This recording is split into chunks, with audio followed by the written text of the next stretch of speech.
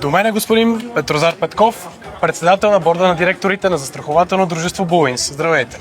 Здравейте. Искам да ви попитам, какво е чувството да сте част от 30 годишната история на застрахователно дружество Булуинс? За мен е голяма чест, че започнах през 2007 година да работя в това дружество и не съжалявам абсолютно за нищо, тъй като това дружество изгради изключително много. Какво си пожелавате за следващите 30 години? За следващите 30 години си пожелавам Булуинс да се изгради още по-нависоко, постоянно да трупа повече и повече премиен приход и печалба за своите акционери и респективно да бъде един коректен партньор на всички клиенти, които оперират на българския пазар.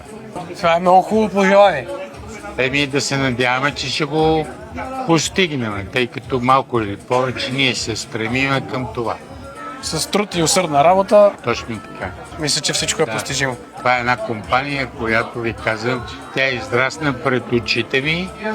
Ние успяхме за тези първоначални между 2000 и 2005 година да покриеме и да лицензираме всички класове работи и успяхме най-важното да обучиме персонал, който предлагаше тези застраховки на нашия пазар, които не отстъпваха с нищо на чуждите застрахователни компании, които оперираха в България. Благодаря ви, господин Петков, за отделеното време. Благодаря.